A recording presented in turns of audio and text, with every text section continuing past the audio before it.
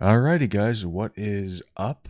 Doing an offline video reaction to this video because it's a Vice video. For those of you who don't know the Vice lore, Vice, for some reason, twice now, when I'm on stream watching or reacting to a Vice video, what ends up happening, is what ends up happening is my stream gets pulled down for copyright, whatever, but I could put the actual video up still, which is weird. Like, I can put the video up later on, but I can't watch it on stream, so it's weird. Anyway, it's a Vice video, so take it a watch. The biggest reason I'm going to do that is because there's a person that I used to know from TikTok. I don't know if you guys knew.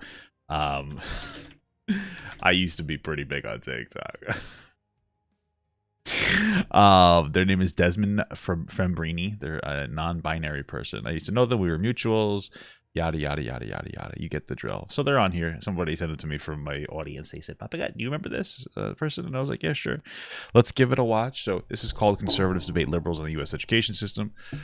Let's watch these liberals and conservatives debate. The privilege discussion, like, that's a great conversation for you to have with your child. But I don't think that taxpayer-funded hatred should be something that we allow in our schools. Okay. I took a bit of a leap. I think that the privilege discussion, like, that's a Oh, okay. Yeah, I mean, I guess the conversation about like privilege versus disprivilege, which I think is something better to focus on. Some people use it to be hateful. Okay, sure. Whatever. something that we allow in our schools. Okay, bro, real talk though, like brother to brother. Teaching white privilege Whoa, I thought you were non-binary. does not inherently mean black people are less. Factually incorrect. I don't get the point. I don't think that we should focus on white privilege ever as a conversation. I think we should focus on systemic racism. We should. I don't know. I feel like when you talk about white privilege, white people get defensive. Case in point. But more than that, it's. I feel like it's better to talk about systemic racism in a way that uplifts black people rather than to talk about it, or really any, BIPOC people, which is binoculars piece of crap, by the way. People have been asking me to define that. It means black, indigenous people of color. But in a way that upholds or uplifts, like, I guess, minorities or whatever, rather than focusing on it in a way that talks about white people in a way that it's perceived a little antagonistic. I personally don't care. Like, I get it. Like, white privilege does exist. But I also know that white people get annoyed and they're like, oh, well, that doesn't mean anything. But if you said that black people were disprivileged, a lot of white people are like, oh, yeah, that makes sense. So sometimes it's just about the packaging. Yeah. It's like putting a big bow on a little gift. What I did to my wife the first time we slept together. SATs. No, wait. We gotta be careful. I'm Mina Durson. I'm a correspondent here at Vice News, and we're going to talk about education today. We tried to bring a very diverse mix of voices here. Obviously, we're not going to be able to represent every single opinion out there when it comes to education, but we are really thankful for your time and for your perspectives. I also have 2 kids in school, so, have experienced some of this from the parent side as well. So let's just start really broadly. What's the purpose of education? I think the purpose of education is twofold. One, to help build and support the individual, but also help build and support society as a whole, because... Education. I think the side as well. So let's just start really broadly. What's the purpose of education? I mean, realistically, it's so that we have a trained labor force that can function in the economy, if we want to be like real about that question. That's the real thing. And it's not a bad thing. I mean, not for nothing, but somebody who graduates high school is going to be a better McDonald's worker than somebody who didn't. Let's just be absolutely real here. But yeah, I mean, it's supposed to give everybody like a baseline standard of education so that they can function in society and have like a leg up on things so that they can actually like do stuff and have a little more freedom. The more education you have, the more freedom you're going to have to do more things. The whole point is to give everybody like the ability to buy into anything. Which is why we should really focus on education, especially especially for young people. It's very important. It gives you like it just gives you a leg up in society. I think the purpose of education is twofold. One, to help build and support the individual, but also help build and support society as a whole, because even though you may not have a kid in education, you pay taxes to public school, because we as a society depend on and need education for society to work. I think the purpose of education is to educate and not indoctrinate. And I think that in a lot of ways we've strayed from that in the original purpose. No, not really. I mean, not for nothing, but like when we have like really super pro-America like teachings, that's indoctrinating people to think America's the best. By the way, America #1, unironic, okay? #1 in what? Obesity? Duh, shut up. But all jokes aside, like it's always been that. I know that some things are getting maybe a little too progressive in some areas, but for the most part, like let's not pretend that we didn't do some form of like indoctrination in some capacity. But Purpose of what it's supposed to be. I think it should be intelligence and character. I think you should be able to understand the world around you and understand who you are and your purpose and try to make the world a better place. I think that it has to be a mix of the skills, memorizing the formulas, understanding the world around you, but then also what to do with it. And just to go. Some of it too is just like the way that you learn, like teaching you how to take orders. It seems like that at least. You ever do a math question and they're like, you get it right, but they're like, no, you have to do it this way. And like, why? It's just, I don't know. I feel like it's just to try to get you to learn a particular way so that like you're a better worker bee. Maybe I'm wrong. Off that, the idea that education, you have to balance the importance of memorizing the quadratic formula while simultaneously addressing social and political issues respectively, so children have both the know-how, general knowledge, and also kind of self-awareness and character, so they're able to develop their own opinions. Yeah, I think that the purpose of education is to understand the world that you exist in and use that understanding as a means for creating change or even understanding yourself on a deeper level. I believe the purpose is simply just to prepare the individual to be successful in the society that they exist in. Critical thinking, learn how to live out your full potential so you can be independent, and everything else really flows from there. The purpose of education is to prepare children for the real life and also make sure that they are literate. So I think the purpose is to raise the next generation of leaders. And when you think about what you want your leaders to be like, you want them to be knowledgeable and you want them to be compassionate. You want them to be self-aware. You want them to understand the best way to move forward, not just for themselves personally, but for their whole community. When we talk about who's doing the educating, who should decide what's being taught? Parents. Well, everybody, generally speak. I mean, that's an interesting question because it's very loaded. You don't think it is, but it is. Like on the one hand, like everybody should have a say, but I think that everybody should have a say in like education. But at the end of the day, there are going to be like experts that are going to know exactly what you should teach. Like when it comes to like, okay, we should teach math. Okay, what kind of math? Oh, well, I don't know. Well, no, you would leave that to like a mathematician, right? The conversation when it comes to like, oh, who should be teaching? It's more about like what boundaries do parents want to set for some stuff that they may not feel comfortable with teachers teaching, which I think is like generally fair. I think it's generally fair. Teachers, obviously, parents should be able to have a say. It's their kids. So yeah, sure. I think that parents should have a huge say in what's going on in the classroom because it's their kids. Should have a say. As a public school teacher 15 years, I was always aware that these are not my children. We have to make sure that we're respecting parents and their beliefs and their values. I think the Constitution agrees with that. Yes. Here in America, ranging back to the early 1900s, plenty of Supreme Court cases have ruled in that favor that it is the parents' right ultimately to decide a child's education, medical needs, etc. I would push back though and say that there does need to be collaboration, right? I completely respect your idea of it is not our job as educators to put forth a belief in front of children, right? That includes not perpetuating parents' beliefs in the classroom as well. In my opinion, that would be keeping a non-biased viewpoint, simply presenting issues, and then allowing kids to decide for themselves. I would agree that I think it needs to be a collaborative effort. The way that we decide curriculum in Texas is that work groups comprised of community members, educators, parents, even in some cases students and public service officials come together to draft curriculum plans, and then it's ultimately decided on by our State Board of Education, which has a lot of kind of assistance from parents as well. So I think that kind of format can be really effective because it also empowers students to become involved in the fate of their education. As a student myself, I think that that's incredibly important because our perspectives need to be heard as well. The voices of parents need to be heard in that equation. But unfortunately, what we've seen recently is that parents' voices have been demonized in this process. You've seen parents who've criticized local school boards labeled terrorists simply for caring about the quality of their education that their child is receiving. These teachers are temporary caretakers. When they come back home, it's the parent who has. I've never heard the teachers being called terrorists. I mean, parents are being called terrorists? What? What? How do I even look that up?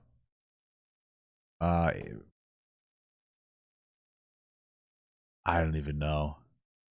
Has to explain that this is this radical belief that was put in front of you. This was this idea that you've never been raised around, that parent now has to. So like we're getting into the idea of like gay people getting taught in school. The problem is that like of course you're gonna have your crazy fucking TikTok teachers that like the libs of TikTok will show. Where they go in there and they're just like, everything's gay. I'm just gonna like, that's just annoying. But if you just happen to be gay and you have like a picture of your fucking husband or wife or partner or whatever on the table, like who cares, right? There's nothing wrong with, and I say teaching lightly because it's not really teaching, just like saying like, hey, gay people exist and they're okay to exist. There's nothing wrong with saying that. Like if you know, like I don't know, I'm not really super comfortable with like, depending on the age, like really young people. you know, with pronouns and stuff. I mean, it's like whatever. It doesn't really matter. Like I'm not a 4-year-old because like I don't know, a 4-year-old has no concept of fucking gender, so there's no reason for that they would even need to have pronouns. But like if you got like a kid that's like 16 or whatever, and they're like, oh, I'm non-binary. Like there's nothing wrong with teaching the kid. Other kids to be respectful of that. There's nothing wrong with teaching the other kids to be respectful of gay people. Like gay people exist. There's nothing wrong with teaching that trans people exist. Obviously, we don't want people to be gay or trans. And I'm not saying that in a way that I don't like gay or trans people. But I mean, like, it's a struggle in your life to be gay or trans, especially trans. You know, so like we don't want to craft more gay or trans people. We don't want to craft more oppression. My point is like they should teach these things exist, but like, and if you're like a super woke, annoying, like fucking parent, like, okay, this is, if your kid is like, oh, mom, let's say it's a girl, and they're like, mom, I don't want to wear a dress. It's like, oh my god, you're trans, you're a boy, you're this, and then don't lean into it. Just let your kid just fucking explore the other thing, right? That's kind of the point I'm saying. Like, don't just like don't lean into it either direction. You don't need to be like, no, you're a fucking boy then. No, you don't need to start fucking picking a new name, all right? You let kids, like some kids, maybe the girl just doesn't want to wear a dress. Maybe they will become trans, but there's no reason to like, you know, force all this shit on there, right? So like chill out a little bit. It's okay. All right. We're going to survive.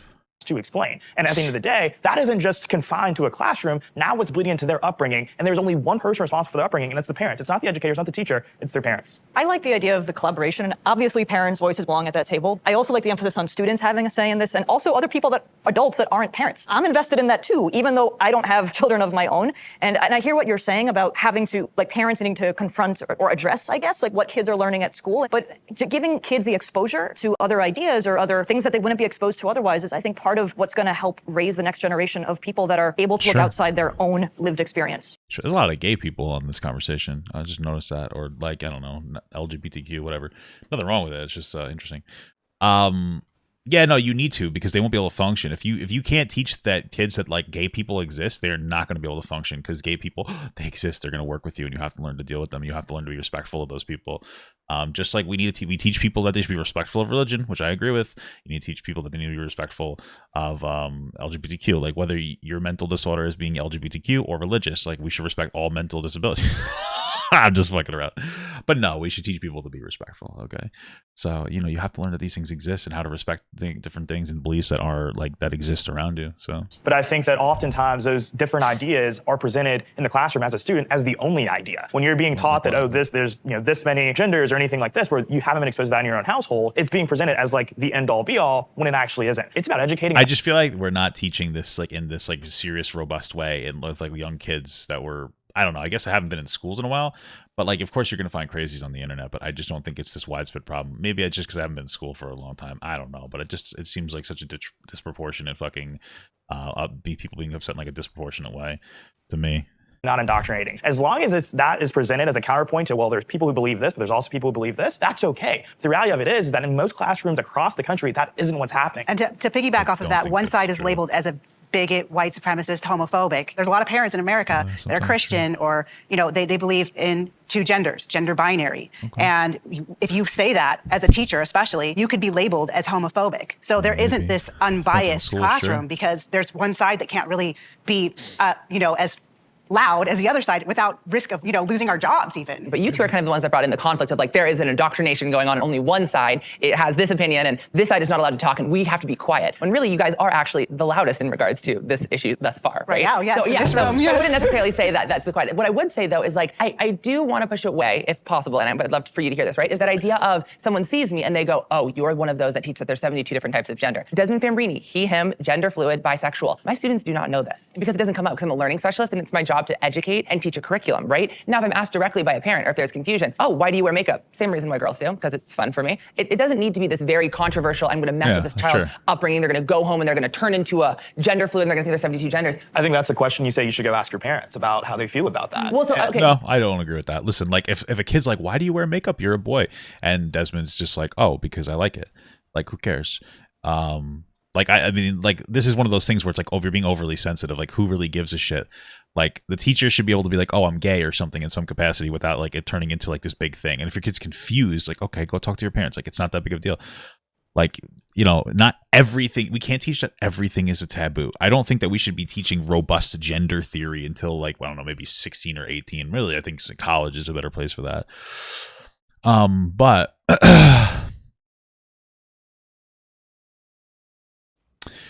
But like, you should be able to teach kids a little bit. It's not that big of a deal. You should be able to tell your kid that you're gay or that you like makeup as a boy or whatever the fuck you want to do. Like, it shouldn't. If that devastates the kid, then the kid was just too fucking sensitive anyway. So Okay, Teachers are supposed to teach reading, math, science, the things that are actually going to make them contributors to society. Answering a child's questions about whether or not men or women should be wearing makeup or not is, I don't think, within that realm. Okay. But that's like what? That's not what they're answering the question. They're just saying I'm a man that wears makeup because I like it. They're not sitting here saying like trying to tell kids like you should also wear makeup. They're just like, oh, I exist as a person that wears makeup, like whatever. It's not that fucking deep. Like, if your kid's too sensitive for that, they're not gonna be able to function in society, because like fucking men that wear makeup workers or they might end up working with you, and if you can't deal with those people, then you're not gonna be able to function. So, you know, it kind of goes both ways with this conversation here. So you said science, right? So we're talking about a physical science, we're talking about human anatomy and biology here. So a child says, I thought boys could not wear makeup. I have an X and Y chromosome and I'm wearing makeup. I could factually answer that without indoctrinating with any opinion. But it's in no way scientific, your answer to that question. How is that not scientific? I would say maybe cultural, or it's a perception or an opinion, but it's in no way scientific. Anyone else? I am a chatty person, so I'm going to take a pause and I'm going to let's see if anyone else has something to say. So I just had one question for you, because not all homes are welcoming or open to conversation or safe. So how do we balance that? I think that what we're saying is that there's certain conversations that are not to be had with a teacher. And I think that the argument that a lot of people on the right, conservatives, are making is that we just don't feel as if actors of the state should be having conversations that are taxpayer-funded conversations with children about conversations that have not come up in their own households. And to that point, conversations. I mean, math isn't coming up in the household. Listen, bro, a fucking gay teacher should be able to tell students that they're gay. Like, it's not that deep. If your kid's too sensitive for that, you're homophobic. Like, that's it. If you're uncomfortable with a teacher, your kid just knowing that gay people exist and their teacher's one of them, you're homophobic. Fucking deep gender theory, totally. Don't want my kid learning that either. Like, you know, my fucking 8-year-old doesn't need to know deep gender theory. It's fucking weird and it's confusing. I'm not trying to be, you know, rude. I might come off as a little ignorant, but like, okay, it's okay to say, oh, gay people exist. It's totally fun. What is it? Like, you know, if my kid, if the kid's like, if you're like, oh, are you a boy or a girl? Let's say Desmond was non-binary. I thought that they were, and the kid's like, oh, are you a boy or a girl? And I'm like, oh, I'm non-binary, which means I don't fit with either of those. That's fine. It doesn't have like, they're not getting into like robust whatever. They're just giving, like, it's not that big of a deal. If your kid crumbles and becomes fucking non-binary because of that, then your kid was already non-binary. I don't know what to tell you. Okay, that's not indoctrination. It's just making them aware of a thing that exists. Okay, and if they want to be non-binary because their teacher is, and that means that their teacher means a lot to them and they're a good teacher. I don't know what to tell you. You know, again, you don't need to teach fucking robust gender theory. I would be uncomfortable if like, you can do it too. Like, I wouldn't really say like, hey, don't go that far. You know, it's just like, you know, let them. But yeah, I mean, like, it's not that fucking big of a deal, bro. I mean, you're acting like there aren't days that teachers will go on about their fucking personal lives anyway. The best days ever as a student were when your teacher would talk relentlessly about like how their weekend was. It's like, yeah, we don't have to do class today, you know. Let's be fucking real, okay? We've all been there. We can't talk about God in the classroom. Why can we talk about every gender under the sun, right? I think that's the... Why can't you talk about God? The pledge has God in it. What are you talking about? When we don't talk... people talk about God in the classroom. What are you talking about? What? Like, if this is the same rules apply. Like, if they're like, why do you wear that cross? Like, oh, because I'm religious. Like, this is the same rules apply. Like, you should be able to answer basic fucking questions. Isn't like, what are you talking about? What the fuck are you on about? The conundrum that we find ourselves in. If we are banning those conversations, we've banned those a long time ago, then how can we have these conversations just because they belong to a different side of the political aspect? We haven't banned conversations about religion. Like, you can't go in depth about like a bunch of religious shit, sure, but like, we haven't banned conversations about religion. You're just lying. Like, the same rules apply. Like, you should be able to say that I'm a religious person. So I think we actually talk about God in the classroom all the time, right? Yeah. Who's taught religion? Who's taught world religions? Who's taught like history in the way that, you know, Puritans, like, and that's okay, because God is part of the fabric of history and whatever else. We talk about it from a development perspective. This is how Christianity originated. This is how Islam originated. We don't talk about like, this is what this gender is, and this is if you feel this way, then there's gender affirmation therapy, all those things. I think you actually they don't talk about that in class unless it's like a gender class. And if that's what we're saying, that there's a gender class that they're talking about that in, like, yeah, I don't think that should be a thing unless you're a certain age. But like, overall, they're the limited times that this is happening, it's not that deep. Really good parallel of like, I feel comfortable and I feel like it is okay to talk about identity issues the same way we talk about God. Not indoctrinating anyone, not telling this is what you have to be or you have to believe, but saying this is something that some people believe. But in the sense of gender identity, I don't see that parallel. How is that making someone more literate, more successful? What I hear you saying is teaching God making somebody more literate or successful. I'm not trying to be rude, but like, I mean, I feel like there's more science that backs up gender identity than there is that backs up the magic man in the sky that says kill your kid just so that I know you're loyal to me. And like, I'm religious. Like, I grew up Roman Catholic, right? I believe that there's a God, frankly, or at least I hope there's one, you know. But I also think people play telephone tag with it to fucking benefit them, like, you know. But you know, when we talk about the science of it, there's more actual gender science that, you know, affirms the existence of different genders than there is a fucking religion. Like, I mean, the burning bush. I don't know. I'm just saying, man. Just saying. I'm not trying to be rude, but that learning about different gender identities does not make somebody a more considerate, well-rounded person, but learning about different religions does make you a more considerate, well-rounded. I'm saying that is a part of history. I don't understand where gender identity falls within what we should be teaching. Religious history and God comes into play in terms of history, cool. But don't gay people and trans people too? It's not like I'm the first transgender person to ever walk this earth. Like, there were trans people that were, and gay people who were part of major movements in this country, like from the civil rights movement to the feminist movement, to, I mean, obviously Stonewall. Like, isn't that part of history too? Let's just take a step back. So just show of hands. Who here thinks public school is the best option for kids? Yeah, sure. Okay. And who thinks private school I think, private is the best option for kids? Private school is probably going to be the best option just because you'll have better outcomes. It's my understanding of it. Yeah, you're like always going to be better off having your kid in the school system. If you say no, you're coping, and you're like I understand that you might think nothing is perfect, but it's the infrastructure is there. It's better than you homeschooling for the most part, unless you have like a considerable amount of time to dedicate. But then even then, your kid might like struggle when it comes to social skills. So just make sure that you subsidize that. Maybe have them still do after school programs. Who thinks homeschool is the best option for kids? And then some of you guys didn't raise your hands at all. It's so challenging to pick one right answer for that, because essentially what you're asking is, who do you trust the most with your children? Who do you trust to give them the cultural values that I have, and then fill in the gaps where I don't necessarily know the answer, but I trust that they're experts and are going to give my children the attention that they need in order to develop so that they can be a better version of themselves. If I had to choose one, it's public school. It is the best tool we have to give everybody a chance at a good education. No matter where you come from, how much money you have, public schools, where not everybody thinks the same and people are coming from all walks of life, is a good like microcosm of that global experience, where you can learn critical thinking skills and learn how to be a good community member, because not everybody looks like you or thinks like you. Kyle, you were shaking your head. Well, first of all, our schools are more segregated ever than our public schools, especially in blue states. New York and California have the most segregated schools. And on top of that, we are in a place where our public schools are not. What? New York has the most segregated schools. I feel like, what are they referring to? New York City Department of Education is the largest and one of the most segregated school districts in the United States. Oh, I guess they're referring to the fact that there's like a lot of like, okay, I get what they're saying. Okay, they're probably talking about New York City, like that, or whatever that article just said, is very segregated, because there probably is, because like you see like a lot of like class divide there, and obviously black people, systemic racism, poor because of that, et cetera, et cetera, et cetera. So I guess so, sure. Not safe, especially the last 20 years. And I just don't see why sending our kids to these environments where it's unsafe. We also used to be, because I used to be on the left, we used to be against the institutionalization of our children. These kids are being institutionalized, having these places where there's 2,000, 3,000 kids. I'm okay with public school, but the problem with it is that it's become an environment where it's almost like the school to prison pipeline. We used to talk about that in the 90s. We're not talking about that anymore. And I think that's something that parents need to wake up about, and America needs to wake up about, the institutionalization of our children. But what are conservatives doing about that? Like, I don't, like, what's the, like, I understand that that's happening in like progressive school areas, but like the problem is that like conservatives don't come to the table on this conversation about like institutionalization and shit. Well, at least not from what I've seen. Most of the part, like that's generally like a broader talking point in like a conversation about systemic racism, and like conservatives are just not there on that conversation. So I talk about the school to prison pipeline all day, every day. And I hear what you're saying, that it's terrible that there are parents who are sending their kids to schools that are not safe. However, what about the parents that don't have a choice? Like, I'm thinking about like the most marginalized community when I said public schools here, because I agree with you, the public schools have a lot of work to do to become the safe places where our kids are not in institutions where they're ignored or not giving the services they need. And also, for the people that don't have a choice and that is the only option their kids have, I just believe that's worth fighting for. That's why I said absolutely. I'm a big advocate for school choice. Well, why don't we just show of hands? Yeah, the problem with what school choice refers to is like choosing the school your kid goes to. It's a bad idea. It's just logistically not good. The fact that people support it, I don't know how you.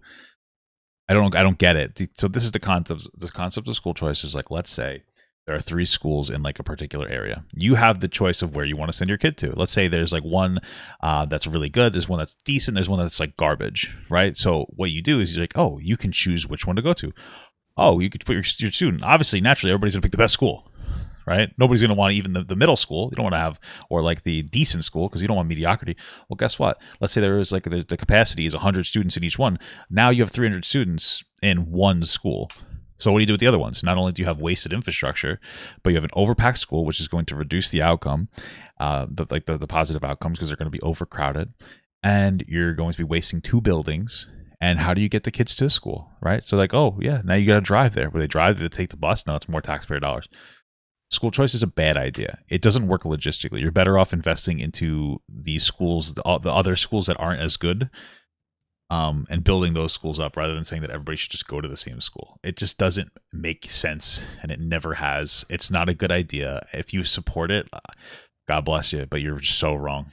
Who believes in school choice? Can you specify like what you So mean? that's where parents can apply the money that they pay to taxes. They get vouchers, and they can put that into any school that they want. It's very popular in red states right now, and a lot of blue states are against it, especially teachers unions are against it because it's taking money away from the public schools and creating No, it's because it doesn't work. It just doesn't work. It doesn't make sense. It's logistically ridiculous. more of a competitive market. Right. That's why I wouldn't raise my hand. Yeah. Sometimes with school choice, it gets a little bit tricky, right? My first class the first day I had 25 students. By day 2, I had 19 because 6 parents switched out of the class because they saw me and they were like, there's no freaking way, before I even got a word in. As a parent, I would want to know, like, do you not think that that is okay or they're right to withdraw when they see you? Because ultimately, you. No, I don't think it's their right to withdraw when they see them.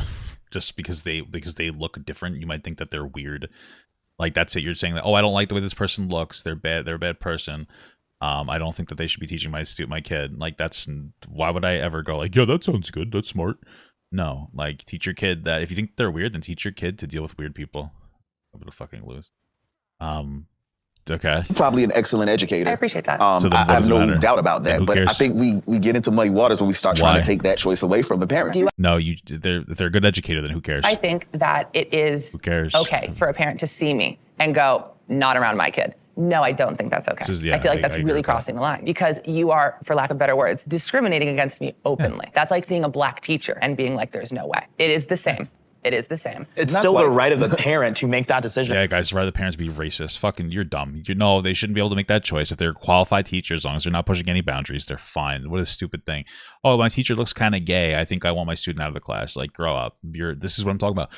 If you're gonna teach your child to leave a class because their fucking teacher looks kind of gay, that kid's gonna fail. They're not gonna be able to function in life.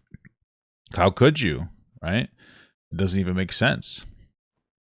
How could you function if you're gonna like tell them that every time they see a gay person they have to like remove themselves from the area? That's what you're teaching them. As to whether or not they want their child to learn from you. Okay. Like it's still that parent's right. Like you can disagree with their motivations, their motives, their ideas, Would you but say it's still their child. This started around school choice. Even if you want to decide on a different learning environment for your kid, the people that do not have the option to send their child to a different place, the bar should not be so low. And that's my concern with school choice, is that sometimes people think that if everyone flees to the suburbs, who is teaching in these schools where everyone has decided they don't want their tax dollars going to? Yeah, and that's one of the big concerns. With funding of education being the way that it's set up, it essentially makes it so that the people that are stuck with these as their options don't end up with as good a school, and everyone deserves to have their kid go to a good school. Well, if there's school choice, they won't be stuck with those options. They can have other options. That's the whole point of that. Also, it is the school district's job to appropriately use those budgets. Most of the budget in the schools aren't going to the teachers. We got cafeteria workers, janitors, all of these people that are getting paid. It used to be They must have cut him off before he made a good point, because what a fucking base take to say that cafeteria workers shouldn't be getting paid for fucking feeding kids. Like, holy shit.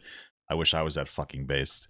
What are you talking about? If you're saying like, hey, a lot of the money gets misappropriated, maybe some of it does. Like, instead of paying the teachers, sometimes it seems like they're fucking investing in like dumb shit. But it's like, the problem is these schools aren't getting the budgeting that they need to like do things like different educational programs, like education for computer education. That's the wave of the future, shit like that, you know? 9 out of 10 people that were employees of schools and districts were teachers. Now it's 50-50. Yes. So there is some mismanagement of funds in this country. We actually fund our kids really well. Yeah. I agree wholeheartedly. Too many administrators.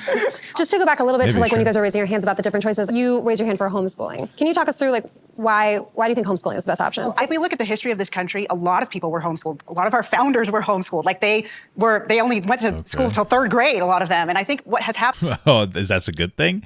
If you go to school till 3rd grade, you will be a failure in everything. No, like, especially like if even a minimum wage job, they're gonna take the guy that got through high school over the guy that got through fucking 3rd grade. So I don't know what you're talking about. What a base take. Yeah, I don't even think that they need to get through fucking... They only did 3rd grade. Yeah, they also own slaves. Like, what the fuck are we talking about? Like, these conversations with our fucking founders. Like, I get it. I like that our country was founded. That's fucking awesome. But, like, we need to move on from this cope of, like, everything should be like it used to, because then we'd be shitting in the streets. And as parents have decided that the government is going to do a better job at raising their children than themselves, we have also come to a place where school is taking up the majority of our day. And we have this mistrust of parents that they can't educate their own children. And I think that that's wrong. I think that a lot of parents, and if you look at parents know better. Parents are like, yeah, I'm probably not advanced enough to teach my fucking kid algebra. You think I want to teach my fucking kid algebra? No, it makes sense to do schools.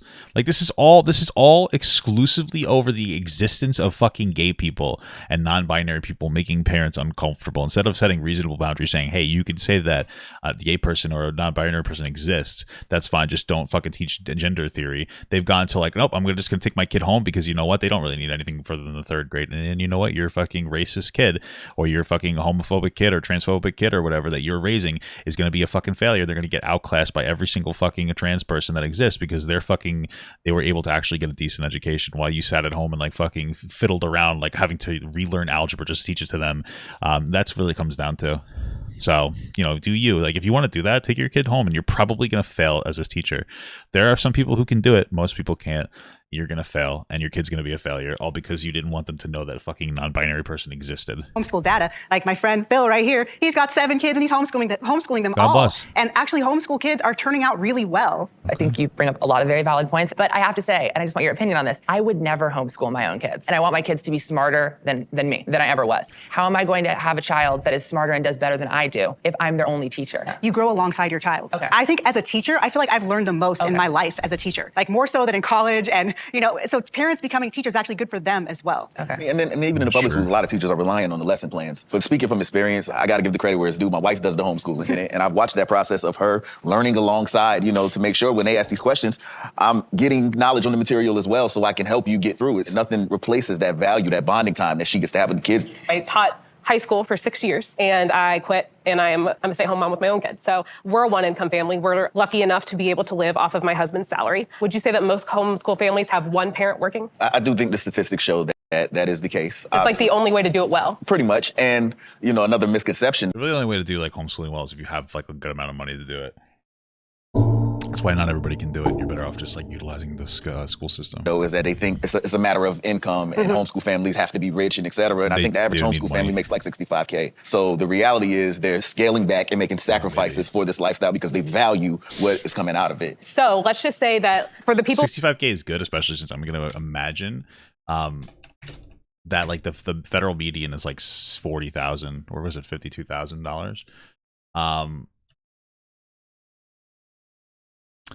So that's actually above average.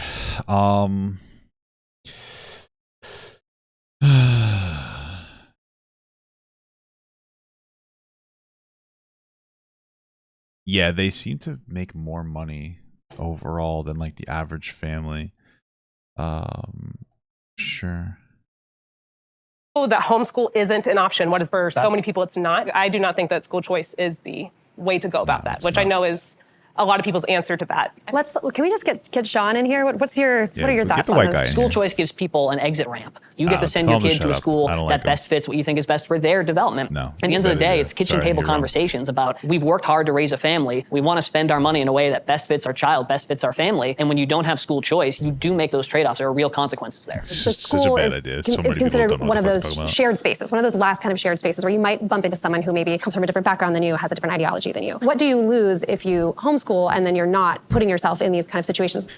Is there an irony of them complaining about how like New York schools are so segregated now, but then they want to segregate their their kids away from fucking like non-binary people by having school choice? It's kind of ironic, don't you think?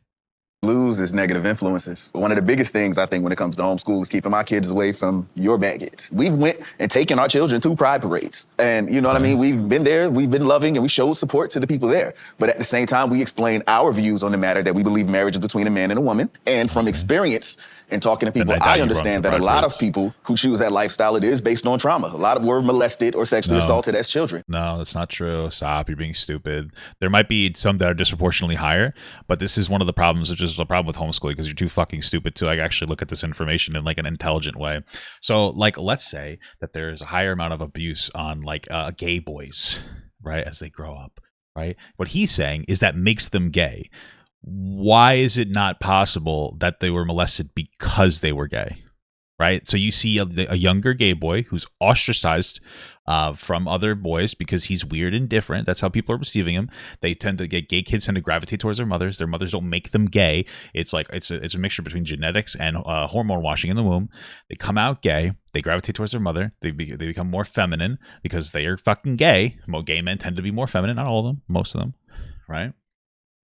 And they're isolated, they're ostracized. Oh, who's the easiest one to rape? For a fucking rapist, pedophile piece of shit, they're probably going to rape the little gay boy. Okay, they're like, are there some people that might have like a traumas that make them gay? Maybe. Outlier. If anything, the disproportionality is that they're molested because they're fucking gay and vulnerable. They don't become gay and vulnerable because they're molested. What a dumb fucking thing to like say. Like he's probably just ignorant, but holy shit, like we really need to dismiss some of this dumb fucking language. Like just believing what you want to believe instead of actually like exploring the reality of these situations. So I don't think it's okay for me to teach to my children that this is something normal we ought to accept when it doesn't progress society. And they never have anybody on that like push. They never have anybody on that like pushes people back correctly. It's always some like God bless them. But this is the problem: is that you have some dumb fucking people, or excuse me, you have some very ignorant people saying very ignorant things like this guy, and then they have people on who haven't like heard the bullshit before. And they don't know what to say to that. Like, they're like, I've never heard this before. That's what happens when you hear new information. A lot of people are just like, oh, I don't know what to say. You know, like, so what are they going to say? We would not be able to procreate if everybody were to choose that lifestyle. Okay, so I think it's okay for me as a parent to say, hey, this exists, that exists, but this is our view on it, and this is how we want to present it to them. Do you think it's somewhat problematic that you're going like, well, this is our viewpoint, that marriage is between a man and a woman because we can't move society forward with gay couples? Like, we have factually proven that incorrect. I can actually tell you that gay parents on average make exceptional parents and do exceptional things with kids because they adopt, and they only adopt kids when they are financially capable, which actually makes kids of gay parents actually more successful and academically competent. Maybe. Here's what I do know is that like gay people are much more likely to adopt kids. We need people to adopt kids that are considered unwanted by their parents, which is a tragic thing. It's better to have two gay loving parents take care of a kid than the fucking foster care system that's overburdened. So if you like, from a logical perspective, gay people need to exist because like, I think that generally speaking, gay people exist in a nature setting to be caretakers of like unwanted children, right? Like, I think that's the biological necessity and imperative of gay people. Like that's, I mean, they don't have to do that. They want to have their own kids, be my guess, but, or they want to have biological kids, be my guess. Like they are their kids if they adopt, but you get my point. So competent. So gay parents actually are very good at moving society forward, and we have the statistics to prove. Could that be a long-term solution though, if a large population chose to choose that lifestyle? There would be no children to adopt. Nobody chooses his lifestyle. That's an opinion. Okay, it's not an opinion. No, that's a fact. You don't choose your like. Okay, if you're somebody that thinks people choose to be gay, just go be gay. There you go. Be gay. Go be gay. Just be gay. Oh, I can't. I'm not attracted to men. Oh, or women. But let's say you're a guy. Then be gay. Oh, I can't. I'm not attracted to them. Wow. Based. Like, now you understand. Like, what a simple concept. Nobody chooses to be attracted to fucking men or women. Like, nobody would, if you could choose, nobody would be gay. Ever. Because like, you used to get the shit beaten out of you for being gay. Nobody chooses to get the fuck beaten out of them. Nowadays on TikTok, everybody's quirky and wants to be oppressed. But back then, you think people were choosing to get their fucking skulls bashed in and called like the fucking F slur? No. It's just, okay, sorry. Did you choose to be straight, sir? I've been teaching for 15 years. So and have I. I will say that there is some kids now that are going for that community that are doing it not out of a genuine, and there's Yes, just like history has shown us, kids are annoying and performative, and they will be toxic, and they will do shit like that. Of course, there's going to be kids that are pretending to be gay or bisexual or non-binary or trans in school, just like I pretended that I was a fucking super metalhead and I hated new metal. Kids are annoying and toxic. Is it a problem? Sure, but it doesn't reflect on the community as a whole, right? Like, that's just dumb kids being dumb, okay? we can't pretend that's like the general amount of, like, that's not the general experience, okay? Pockets of them too. Like you'll notice like friend groups of girls that will all of a sudden decide that they're now trans. The idea of LGBTQ being trending and the idea of teaching kids that being gay is a choice, those are two very different So I answer that. Yes, I chose to be straight. Absolutely. So Wait, you can you tell us about it? Like you consider actually the you alternative? could Like- be attracted to me if you wanted to be. Absolutely.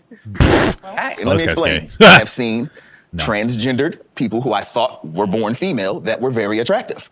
I didn't know. Now, once I find out that that's not what you are, I am choosing not to pursue that. That's what I mean. So yes, you can be attracted to someone that is of another gender. Let's talk about What the fuck what do are you you think talking about? should be taught about gender identity in school? That What do this you guy think is shouldn't being teach it. taught? I want to go back to something you were saying earlier that's related to this about like you're seeing trends, and I am too, right? Last semester when I was teaching, I had a trans kid in every classroom, and I was like, whoa, when I started teaching, It was one in school. there was none, right? one And in I'm like, school, this is wow. And they were okay? really for it too. And they like went for it. And I'm hearing you that Nice. that is something I'm seeing too in the classrooms. Fair, okay. Now, I'm not going to presume to be in the heads of those kids and to understand like what's real for them or whatever, but I will tell you this, historically speaking, a disproportionate number of kids who are gay, who are trans, who are any of the LGBTQ, fill in the letters, right, didn't live to see adulthood. Maybe that's why we don't have an older generation of trans adults, because I a lot of attended them- a funeral of a trans student last maybe. month. a lot of them didn't make it. And so Yeah, it's going to be like a mixture between people being accepted so they feel more comfortable coming out versus some people that are just trending, but they'll generally just grow out of it anyway. It's not really that big of a deal.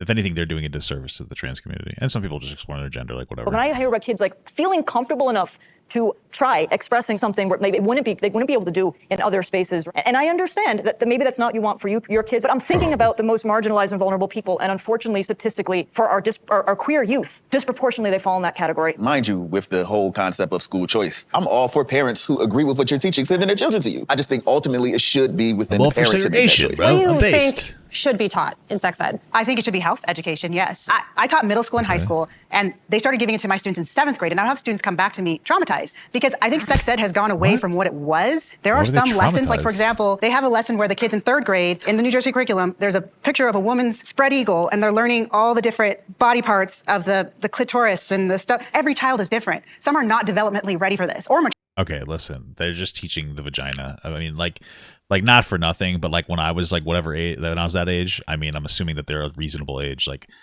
nobody's gonna get fucking traumatized seeing like a picture of not a woman, of like a cartoon woman, so they can learn about vaginas. They're, you know what the kids are actually doing? Ew, yucky, gross. Ha ha ha. All right, we were like, it's not, nobody's getting fucking traumatized. They just think it's weird. It's not that fucking big of a deal, okay? Mature enough for it. I grew up with abstinence education. That's pretty rough. Where we didn't talk about sex ed Sure until is. middle school, but mostly 10th grade and high school. But I think that middle school is far too late to be talking about sex ed. And it's not because Sure. I think that 2nd graders are, wanting to be promiscuous, but like having sex ed scaffolded because it Just is a needs to be preventative proportionate to measure the against level sexual of, assault, often being done in the home. Just because that happens in the home doesn't mean that we need to label all parents as not capable of teaching sex to their children and giving it to course not. teachers. Listen, if your kid's too immature to learn about a fucking vagina and a labia, like, okay, like the parents probably are already behind. If the kid is like fucking traumatized, like you said, by learning about the existence of the fucking labia in a woman, then it's possible that those parents are inequipped to teach sex because they're too modest. And I say modest derogatorily, okay? I don't know what you want me to tell you. But teachers, for a lot of children, are the only trusted adults, and it is incredibly dangerous to remove teachers who are trained professionals to deal with these crises in the home from the situation, and that's just like a funnel for child abuse. I think a huge thing that's missing in education in the schools when it comes to sex ed is consent. Yes. That's not being taught at all. Sure, to my yeah. understanding, I never learned it in schools, and that creates consequences when you look at the situations that are going on here. I think that we have such a hypersexualized society. Obviously, kids are having sex younger. They're hooking up younger. It's just reality. I would rather those individuals, and also from a pro-life perspective, know how to have safe sex and preventive sex that prevents pregnancies than them to just go around willy-nilly just doing whatever they want. So there's a lot of middle schoolers in the Dallas-Fort Worth area that are getting pregnant at earlier ages, and we're starting to rank like the highest nationally in terms of middle school pregnancies. And that's because a lot of middle schoolers are, again, like you said, like getting sexually involved earlier. Whatever it It's Cardi B is, music. whatever it is, I'm it's sure happening, it's and we need to be able to address it. And students need to be able to be equipped with. I know people like to make the meme, and like, yeah, obviously music is going to have an impact on the culture, but do you think that maybe the bigger issue is the fact that we like there's like fathers are like leaving their fucking kids, and there's like no robust like father figures anymore? I mean, we're so quick to fucking blame music and shit, but like, where the fuck are dads, bro? Where are the dads? I'm just saying, dude. I'm just saying. I mean, you want to talk about that? Let's talk about something, okay? Let's be a little more productive in this. with the skills to understand how to have safe sex. If parents aren't having those conversations at home and middle schoolers are getting pregnant anyways, like why can we not include that in the school so they have some form of information? Again, it just goes back to the fact that so many of this issue is just not black and white. It really is 50 Shades of Gray because like there is just no one size fits all approach to the way we educate our children. No, there's not, but that's called being developmentally fucking challenged. I'm not trying to be rude, but like if your kid wasn't able to be up to par on math, English, social studies, or any of these other subjects, we would put them in like developmentally like developmental classes because they were behind on where they should generally be. Obviously, there's no one size fits all, but we do need to make it generalities in these situations so that your kid can like have a decent benchmark on where they're supposed to be in school. Okay. Same thing goes with sex education. We create a standard, like most kids are able to comprehend this in this capacity. If not, then they can go to the special education class for fucking sex education. And you can create that. I don't know what else to tell you, but that's what it should really come down to. Your kid, if they're not, like if your kid is too immature to talk about penises and labias at a certain age and every other kid isn't having that problem, then your kid is developmentally challenged in some capacity and they need special teaching protocols to help them. That's really what it comes down to. It's a fucking topic just like everything else. Okay. You don't get to have you don't get to have special fucking you don't get to have special treatment just because you're too afraid of wieners. Like you don't want to teach your kid about wieners because you're an immature fucking parent. What age do you think sex ed should be taught in schools? Like starting at what age? Really Probably at some point during secondary school, because if we're talking about it scientifically, kids need to understand that science is a body of knowledge that we're building together. This is what we currently understand about human anatomy. As far as like actually getting into intercourse and the details of all of that, in my experience, I usually at least start giving that understanding around 7, 8 years old. I think that sex ed is a lifelong discussion, and it starts, as soon as you can communicate. Now, that doesn't mean that you are giving a high schooler's curriculum to a 3-year-old, but I'm already talking about consent and using proper anatomical language with my children, and that's where it begins and it ends in adulthood. I think as long as it happens in a way such that, to the point you were making, that like kids are being protected, that's what I would say we prioritize. I would say go back to the way it was when I was in elementary school. They separated the boys and the girls, and the girls watched a video about their period and all these things. The guys watched another. That's a dumb idea. First of all, I just want you to I want to explain something to you. Boys should be able to learn about girl parts and girls should learn about boy parts. That's that simple. Okay. When you get old enough and you start having kids, and you're a boy, you're a guy, you're just, like you're not going to know how to deal with your fucking daughter's period because like we were that's yucky in fucking middle school or whatever you're supposed to learn it. Like guys, there should be one class that teaches everybody the same fucking thing. We're mature. We should be mature enough to know this stuff. It's not that fucking deep. Yeah, it was health class. And then we didn't talk about sex education, the actual contraception, all of those things until high school. I think we need to separate health education from sex education. It's gross, but kids are like weirdly horny. Some of them have like talked to my wife about her. Some people have sex drives earlier. It's disgusting to think about. You got to teach kids when you got to teach kids. I don't know what to tell you. I don't know. Like that's up to the educators, frankly. I'm not a fucking teacher, so I don't really give a shit. Health education should be lifelong. No sex ed for now, the way it's being taught in a lot of these states. Let's talk a little bit about other things that fall under the responsibility of what teachers do in the classrooms. What is CRT? Critical race theory in reality is this complex legal institution that relates race to all of the institutions of America. Listen, I don't know too much about critical race theory. Here's what I do know. Obviously kids should learn about systemic racism and different systemic impacts. I don't think that we should learn some concept to blame the white person for everything. I don't know if would be something that's really part of the core curriculum. So, probably not. Obviously there has to be a balance between teaching people about systemic racism in a way that's productive so that we can learn and not, repeat ourselves versus not creating a victim complex into people, because we are seeing that nowadays that some people are generating a victim complex. They're not acknowledging that they could have a potential oppression associated with their identity. Like some people are going too far into it and they're leaning into it too much, and they're creating that as that's the reason why they're a failure in general, and they take all a personal accountability and responsibility away from themselves and I can't change anything. I'm a victim of systemic oppression. I can't do anything better. Obviously it's going to generally be harder for people of different groups that are systemically oppressed, but if you teach them that there's nothing that they can do, and sometimes it can go that far, not all the time, then you're doing a disservice. well, how the fuck not? You're doing a disservice to that kid. So there just needs to be like a fine balance between it. Founding and since its birth. And it's something that I've never learned about in my classroom. I don't have any friends that have learned about it in their classrooms. It's something that's often taught on the graduate level or the undergraduate level. So I think that it's kind of not a great term to use in reference to conversations surrounding K to 12 education, because it's not actually something that's even on like the docket for consideration. That was a perfect description. I could not have done a better description if I tried. It is in our schools. I saw the lessons that contain critical race theory in California. It said the words critical race. It said the words critical race theory. And she's not wrong. She's not wrong, because some states have implemented CRT into their curriculum. It means different things for different districts. So this is about to be a very complicated conversation. So in my district, and this is in California, they're requiring a class called ethnic studies in order to graduate. And in the class, they were taught about critical race theory. They were taught the definition. They were taught to analyze school policy through critical race theory, and they were taught how critical race theory is beneficial to analyze complicated conversation. And in my district, and this is in California, they're requiring a class called ethnic studies in order to graduate. And in the class, they were taught about critical race theory. They were taught the definition. They were taught to analyze school policy through critical race theory, and they were taught how critical race theory is beneficial to analyze the U.S. It's basically like this idea that every institution in America, every institution, that interaction that you have has some sort of element of race, and usually there's a hierarchy of oppressed versus oppressor. And that fundamentally isn't an issue to teach, as long as you don't teach it in a way that will generate some kind of a victim complex. It's okay to understand like the way that race relates to the policies we've made in a productive way. Like there's nothing wrong with that, as long as you don't create like a victim complex, and as long as the kids are like generally old enough, I guess, you know. There are kids in America in K through 12 that are being taught that, and I'm so tired of people saying that's not happening when it is. And then when I expose it, I'm being called racial slurs and names for exposing it. And I'm like, come on, guys. Like, so I think we need to stop saying it's not being taught in America and change it to should it be taught in America, because it is. It is. There are. Yeah, I know, but you said K through 12. Like if they're fucking 16, like whatever, it's not that big of a deal.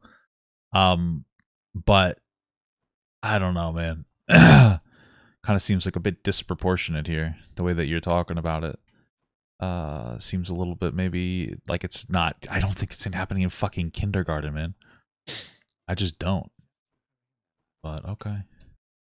So there's a recent bill that was passed in Texas called Senate Bill 3, and it completely revamped Texas's curriculum standards and basically eliminated all requirements for teaching of history education in Texas that relate to diverse perspectives. So teachers can go through the entirety of K through 12 education without ever talking about slavery as an institution, even though it's thoroughly ingrained into just the history, just the basic facts of America's history. My understanding, I don't see the banning of slavery being taught in It's Texas. not the banning. Yeah. The issue is that it's no longer. I know that bill. It's no longer required. I know that bill, and I know it also states that you're not supposed to teach it in a way that causes mental anguish. So it does not ban it. It doesn't ban the talking of the institution of slavery, but it does create a loophole for teachers to never touch on the topic at any point in a child's education. And that is something that is happening. And it's something that is happening to peers of mine. It is something that is happening predominantly in communities outside of, I guess, my home city. Yeah, if you don't learn history, then it's doomed. You're doomed to repeat it. Dallas, but having traveled and having talked to students across the state of Texas, I can confidently say that there are teachers who are not teaching very key facts of American history because critical race theory conversations have so clouded the teaching of history as an entire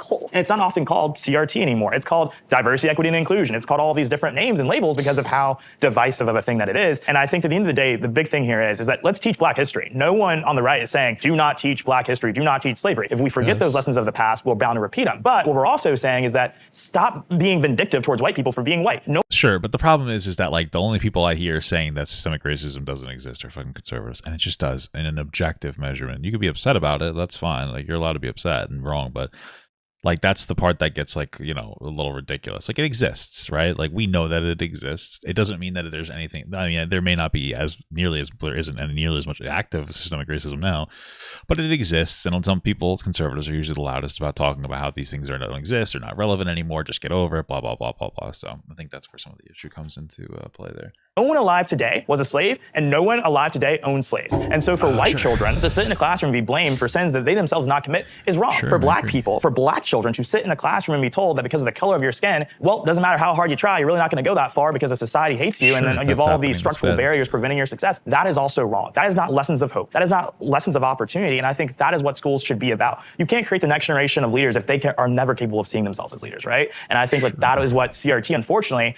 in some ways, it does to young children of color. It might, right? It might do that to children of color. Like that's the thing, is just make sure that you teach it in a way that doesn't create a victim complex. What CRT means to me is obviously really different from what it means to you. And when you were saying before, like kids are being anguished, I am not for kids feeling guilty about being born in the body they were born in. That's not what I taught. What did you teach? I mean, what did I teach? Well, for one thing, I taught about slavery. For another thing, I taught about like the ripple effects of slavery that we're still feeling today. In no way saying that people of color are less than or can't be, or no, not the opposite. Saying like people have persevered through things that I myself as a white person will never understand. To really make this micro, the way I understand. see it is there is no reason that kids of a certain age, right, because it's different teaching to a 6-year-old and teaching to a 17-year-old or in college, shouldn't learn about the history of slavery, the history of redlining, the history of Italians being lynched in this country, et cetera, looking at the Was that really a thing? Italians were lynched in this country? I guess I didn't learn that. Probably more important to speak about. Let's see. The largest mass lynching of Italian Americans occurred in New Orleans in 1891. Following the murder of police chief Hennessy. Okay. Apparently that happened. Yeah, sure. I mean, that's something to teach. Not a bad idea to teach that, I suppose. The problem is that it doesn't like really. I don't think that. Yeah, okay, sure, teach that. Probably a little more important to teach black oppression, only because it's a little more prevalent and there's a little bit more of an outstanding impact of systemic oppression against black people than Italians. All we got with Italians are, they were in the mob before. facts and looking at some of the horrible things that have happened so we sure. can learn from it. That is a totally different conversation than when you've got instances like in Cupertino, California, where you have 7 and 8-year-olds who are being sat down and said, okay, time to do a privilege exercise. That's what happened in Let's my- write out, where you that's are on the happening, power sure. prism. Because that can create situations where students that's a have dumb warped idea. views of themselves, especially if they're young. And I don't If think it's that's real, appropriate sure. because of the emotional impact it can have on folks. If people are actually being sat down being like, if you're white, you're an oppressor and you're bad, that is not okay. That is not CRT. That is not critical race theory, and that is not culturally responsive teaching. So it's not necessarily being blatantly said, but it's being implied over and over again. Okay, there is definitely a way to teach CRT without it putting anybody down. But it's like, hey, just so y'all know, if you're interested, there's different types of racism. There's the idea of racism as you treat someone differently because they're a certain color. And yeah, you could be racist to a white person if you don't like them for being white. Now, there's also systemic racism because we took a whole bunch of slaves from another country and brought them over here. But with that said, right, there's different types of racism here. And you can expose yourself to different ones at different times, but you don't have to make anyone feel bad. You Sure, just need that's just a conversation between individual racism and systemic racism, which is true. By the way, I'm tired of people saying you can't be racist to white people. You're just dumb, wrong, and annoying. You can be. And usually people will just say that as a way to just be prejudiced to white people by your definition. Because you can't be racist, but you could still be prejudiced by the definition. But like, it's really usually just a justifier. There's no reason to exclude white people from being like, if you walk around and start shooting white people and you're like, I hate white people, that's racist. You could be like, well, that's because systemic racism. I'm like, yeah, but like that white person didn't create systemic racism, so like to blame him for the sins of his fucking the past is ridiculous. It's like the same thing as if like a fucking black person walked up and robbed me and I just started shooting black people and saying like, oh, I hate black people, they robbed me. Like it's the same shit. Like that the black people I shot, like I went and walked around and shot, didn't rob me, so like it's not fucking fair and it's racist to just assume that they're all like that, right? statistics the way they are. You're not saying one person's good, one person's bad. You just go over the definitions. How should we be teaching race? Well, I don't think we should be teaching white privilege in the classroom. But teaching about race, like if you're, I don't think we should teach designing your ideal, setting. How do you think race should be Is that taught? because you think it doesn't exist, or because they can't handle it, or like? I think what? there's, again, when it comes to the privilege discussion, like that's a great conversation for you to have with your child. But I don't think that taxpayer-funded hatred should be something that we allow in our schools. Okay, bro, real talk though, like brother to brother, teaching white privilege does not inherently mean black people are less. Factually incorrect, right? So what is white privilege? Privilege is the idea of white people may have benefits that fall in a societal structure. Because they are white, they have advantages. Such as, for example, if you send out a resume and you make one name a white name and the other name the classical. What's the white name? The white name was John, for example, right? I know Black John. Okay, no, hear me out. Let me finish, okay? So what they're talking about, it's usually the statistics studied like black names that were like more associated with black people that were in the ghetto, basically. Like I'm not going to sugarcoat it. They're a little more unique, and though they will get like judged more for these on that name because there's an association with like poverty with that name. That definitely happens for sure. I just don't think that like labeling it a white privilege is something that's going to be a positive conversation, because it tends to come off as divisive and it can very quickly lead to just blaming white people. You're better off talking about like systemic disprivileges rather than talking about how people have a privilege. Like, oh, you're white, you have a privilege. No, we don't. White people don't have a privilege. White people are baseline. Let's all be white, guys. We should all be white. I don't think it's a good way to operate, and the people spend too much time justifying like, well, no, white privilege isn't about putting down white people. So like maybe we just talk about like fucking black disprivilege and systemic racism, and how like white people aren't going to be oppressed based on the color of their skin. Generally speaking, it's like very rare that that's going to happen. But you can still be oppressed if you're white for different reasons, like fucking drug addicts. You could still be like part of a single parent household. You could still deal with this, that.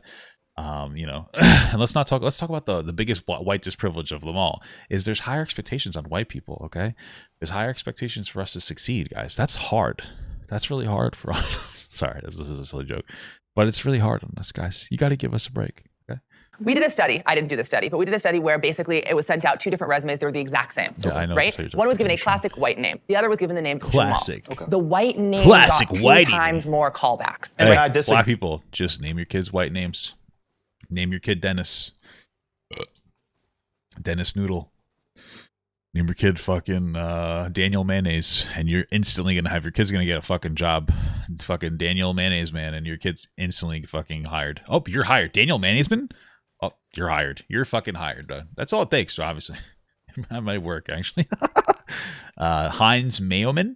Oh yes, this person seems like a very reputable individual. Hire immediately. Agree with what you're saying. But the idea of white privilege, right? The idea that somebody that is white may have an advantage does not inherently mean you are teaching a black individual they cannot accomplish great things. That is completely separate. So we're talking about fake biological science and social science. We're not even in the same building at school right now. Well, again, in regards to these like audit studies about like what is a white name, it's not necessarily that the name itself is white. It's that the perceiver, the person that is reading the resumes, for some strange reason, feels like when they see a white name that they are on their team, or that there are positive stereotypes associated with people being white. That's what we're talking about. They're looking at the names that tend to be picked, and they're associating them with being black in some capacity, and because realistically speaking, they're not hiring them because they're going to assume that they're probably less educated. And the reality is they might be that, not because they're less off, but that's the problem. This is why the system is so fucked, right? Because people who are black people tend to not get the same access to opportunity. They tend to be less educated. There's a culture there that comes from systemic racism of police frustrations, obviously, and police disproportionately targeting them. Frustrations against police. There's a bunch of shit. And then they're like, yeah, I'd rather not work with that. And so that's how the system continuously relies on itself to deny black people of fucking shit. So yeah, man. Just name your kid John Mayoman. Okay. Mayo man. When we talk about white privilege, is that okay, if Oprah goes into a store, people might not assume that she can afford the things in that store because she's a black woman, even though she is Oprah. But if someone was white and goes into the same store, some people, because of their own racial stereotypes, might believe that they can afford it. And so that's what we're talking about when we're talking about white privilege. It's the sort of systemic benefits that you get from society. No, I want to add, though, what you're describing, though, is discrimination. But to call it privilege, when the reality is, let's say you take the white person who would be considered white trash, you would get the same result from them. So I don't think you can necessarily assume that that's because of race. Get a bad and definitely can't call it systemic because a personal decision to be it is systemic. Wait, did he just say it's not systemic? I was with him with don't call it a privilege, call it a disprivilege. Is he saying it's not systemic now? Assume that that's because of race, and definitely can't call it systemic because a personal decision to be discriminatory. Should it be taught? What? Okay, he's saying because the individual is discriminating, it can't be systemic. No, but the individual belongs to the system, right? That's where all of the systemic shit comes from. So. To our children. Right. And should it be, and should we be telling black kids that you're going to get discriminated against because of the color of your skin, with loans, with redlining, blah, blah, blah? There is a way to teach culturally responsive teaching without being narrow-minded, but it's hard. But just because it's hard doesn't mean we shouldn't do it. Even if you talk about the systems in place that privilege different groups at different times in different spaces, I'm not saying that when you teach CRT, when you teach about the history of this country that has privileged certain groups and not privileged black people, I think it's important to acknowledge that black people have persevered throughout that. There's so much excellence. And I think that you do all kids a disservice when you say, okay, the history of black people in this country, or the history of women in this country, is that they were oppressed the whole time and they weren't resisting. And then the Civil War happens, and the slaves are freed, and the black people just stopped resisting, economic injustice until the. What the fuck are you talking about? The way it's taught is that black people will stand up for their own shit, and that they fought and persevered to get their rights back. Nobody's teaching them that they were just vulnerable little puppy dogs waiting for somebody to fucking free them at all. That's what he's giving the idea of. Same thing with women. What are you talking about? That's not being taught. People are being we literally have a fucking whole classes about Martin Luther King, the most base man in America. Okay, unironically, I'm not even kidding. What the fuck, dude? This thing does too much damage. Sorry. What are you talking about? We're not teaching that black people didn't stand up for their own shit and that they're weak and vulnerable. You're just making things up now at this point. I don't know what to say. Civil rights movement. That is not the case of history in this country. And so I feel like it's very important, if you're teaching about, race in this country, it's about resistance. It's about resistance to the power structure that suggests that some people deserve to get more if they work hard than another group of people if they work the same level. And not just resistance, but resilience. You mentioned history, and a lot of you are educators. I'm just curious, what do you think should or shouldn't be taught, when it comes to U.S. history in the K through 12 environment? So I think it's just this really unbalanced way that they're teaching it right now, especially the ones that are proponents of CRT. It's creating this narrative that it's all white people to blame when there was so many people involved in the transatlantic slave trade. The British were actually the ones that stopped it and used their own resources to stop the slave trading ships from continuing. They went to Africa. Sure, that might be true, but like we still treated black people like less than, so in America. So I don't know what to tell you. It's not like they were like, guys, let's stop this whole slavery thing. You're all free, and we think you're equal. By the way, it's not Africa to stop them. Hey, stop bringing them to the coast because we're not buying them anymore. And so this idea that I just feel bad for our children because they're not being taught it in a perspective that is holistic, basically. And even to this day, it's interesting that when I watch Vice videos, they seem to find like a lot of the black conservatives and then like white progressives, and so it comes off as like this weird jarring conversation when we post it like that. Because it's like there's plenty of black people that would talk about systemic racism. I like Jubilee videos so much more. Like they still bring on black conservatives, but they also bring on like black progressives. Like they usually seem to try to have like mixed identities. They'll have like a fucking conservative trans person, a progressive trans person, a black conservative, a white conservative, a black progressive, a white progressive. They seem to try to do a little bit better at representation. Slaves in Libya held captive by black people. So this is not a white and black issue. But even with that said, I think leaving the public school system, even my peers, when we talk about this, we left with the idea that black history is slavery and Jim Crow. And we're rarely talking about the Reconstruction era, the amount of senators and politicians we had post-slavery. It was just so many things that we did after slavery that we're being told we can't do today somehow. That is just asinine. There's no conservative in America who's saying don't teach slavery in the classrooms. But if you're going to talk about slavery, to his point, let's talk about Madam C.J. Walker. Let's talk about George Washington Carver. Let's talk about all these black people who have done some really incredible things that, in spite of quote unquote systemic racism and all of these things, have achieved. Let's talk about Barack Obama. Let's talk about Kamala Harris. Why is every conversation that we have to have about black people in the classroom about us being in chains, downtrodden, and having no hope? That's a problem. And Black History Month, it's American history. Let's talk about that too. Those are important inspirational stories that are not taught in the classroom. Do you think that the fight against CRT is hurting the efforts for more diversity and inclusion? I don't want diversity and inclusion. We want already more, have that. What I mean by that is you said you want more black stories of hope and success and all of that. That's what I mean. But that's unfortunately not what CRT is. Yeah. I know. That's actually exactly what CRT is. I think what's really clear is there's a lot of big opinions on education, across the spectrum, and really thankful to all of you for sharing, your perspectives, where you're coming from. Some of you said it wasn't like this when you were kids. 20 years ago, school was really different. Maybe you couldn't even imagine having some of these conversations. So just want to pose a question to you, and where do we go from here? I believe that we have to recontextualize the way that we approach education as a society, and specifically how we've kind of started to use education as a political tool. At its core, education serves society. It needs to be a collaborative effort, because if education serves society, society should be investing in education. We as adults have a lot of work to do, and it's both at kitchen tables and school boards and forums like this. Obviously, literacy is a part of that, and I think there are other parts of that too. But the only way that we can move forward is if, instead of just talking about what do we talk to kids about, I think we have to first get better about how do we talk to each other about this. I think we have to recenter education about actually preparing young people for the real world and acknowledging the fact that we're not going to have a one-size-fits-all approach that works for every student across America. We already know that. In order to have more, in order to have more approaches that are more acceptable for different students, you need more funding in the classrooms, not taking away funding by going and doing fucking dumb school choice ideas that are just impractical logistically. So what you're saying is a little silly. If anything, focus your time on talking about implementing trade school programs instead.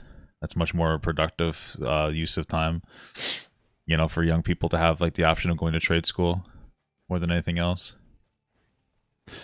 That is more productive. We have no room and no time, frankly, to teach all these divisive things because we have urban literacy rates that are down in the dumps. When those kids learn how to read, then we can talk about gender theory, CRT. But until we have children who are but the problem is that you're supporting, I think that he is supporting school choice that doesn't make those schools better. It just takes away from those schools. You're not actually proposing reasonable solutions. And above a third grade reading level, and a majority of those kids in cities like Chicago and Detroit, we don't need to be even having a conversation about whether or not students should be learning about privilege in schools. The number one policy thing that I come back to that we must do to improve K through 12 education is to put in school choice at a universal level. It's far too overdue. It will incentivize the public schools to fix a lot of the problems that they have. It'll put the power back into the parent to get their child in education. Listen, I'm sure that they could spend their money better, but the public schools aren't doing poorly because they want to, or they've managed. Overall, it's a lack of funding for the correct things, and also ignorant people that don't understand what the schools actually need. some kind of like proportionate way. So fucking Jesus Christ. Education that best meets their needs. And I do think that if we're going to build the best generation of young people, then we should start with teaching them tolerance, kindness, and active listening before we get into racial privilege theory, gender privilege theory, etc. I think that it's so important to get back to critical thinking and understanding that the way that we raise the next generation is also, not necessarily staying fixed ourselves. I think you were saying that, your wife is learning with the kids. And if we continue to learn about, hey, how do we do this better for ourselves? How do we treat each other better? The more that we do that, the better that we will be able to collaborate with people we disagree with. The better that we'll be able to make a curriculum that actually does, speak about the excellence that you're able to do if you, continue to challenge yourself and strive and push forward. On this panel, a really huge set of diverse opinions. There wasn't really a bad guy. It was, we all wanted the same thing at the end. We just had different ways to get there. So I just think the collaboration is really what I'm taking away, because you can collaborate with anyone. I think we need to make sacrifices for our children's future and prioritize them a bit more today. Aside from that, if you choose the public school route, I'm all for the collaborative effort, but what that needs to look like is parents showing up to the PTA meetings, showing up to the school board meetings, knowing and being inside the classroom and being actively involved regardless of which route you take. I think we put too much faith into the education of our children in public education when we should be doing more of that ourselves. And we need to make sure that we put more power into the parents and empower them to take control of their child's education. We just need to stop burning down the house. I truly believe that we can save public ed if we stop arguing with each other and start pouring more resources and really buckling down to save this thing that really in turn saves us as a society. We can do it. We just need to stop chasing all of these boogeymans that we are just kind of seeing in the media just to polarize everybody and make everybody so angry. We need to stop that and save what we have, because what we have can be great and we need it. Okay, I think that will do it for us. Thank you all so much for taking your time and for sharing your opinions and being so respectful of each other. Really appreciate the conversation. Thank you. You did it. Cool conversation. It's great that if you wanted to see any of these people and know who they were, you could not go into the description and find it, because it doesn't say who any of the people are down here, which is annoying. And that's why Jubilee's better. So there you go. That's my opinion. I want Papa Gut to pee on my face, but just as a friend. There's nothing weird about that.